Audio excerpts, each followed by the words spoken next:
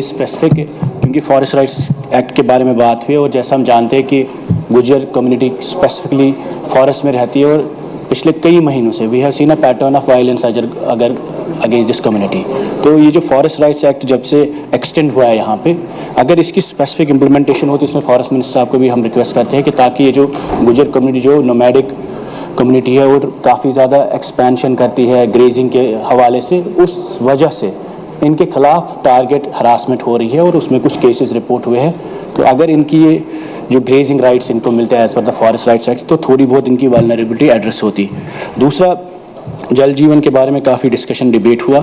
मैंने पुलवामा स्पेसिफिक में बोलूँगा सर, इश्यूज़ तो होंगे कहीं कहीं पे, लेकिन एक बड़ा मुद्दा जो ड्राई स्पेल है जम्मू कश्मीर में क्लाइमेट चेंज की वजह से और माहौल क्योंकि काफ़ी हार्श विंटर रहा, उसके बाद जहाँ पे भी हम गाँव में जाते हैं वहाँ वाटर टेबल काफ़ी डाउन हुआ है हर जगह ही। एक इरिगेशन के बहुत क्राइसिस है, फिर उसकी वजह से माइनिंग के काफ़ी इश्यूज हुए और उसके साथ साथ जहाँ पे भी हम कुआं 10 फुट में पानी निकलता था आज 100 फीट नीचे जाना पड़ता है।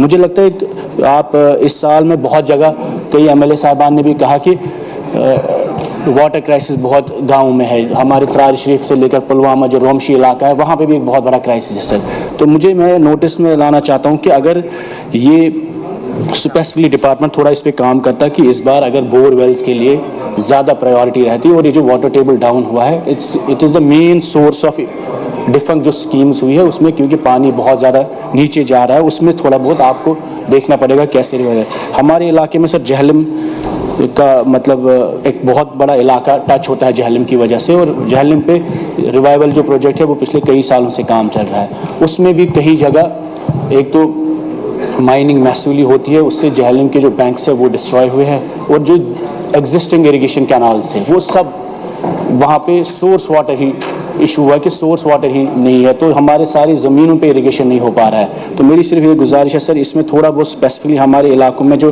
वाटर क्राइसिस है वो बढ़ने वाली है, उसमें एक बोरवेल्स की काफ़ी ज़रूरत है हर गाँव वाइज, अगर मिनिस्टर साहब उस पर थोड़ा फोकस में रखते। और दूसरा, ये इरीगेशन कैनाल जो डिफंक हो रही है उनको रिवाइव करने की थोड़ी बहुत प्रायोरिटी होगी। शुक्रिया। Thank you very much. Thank you.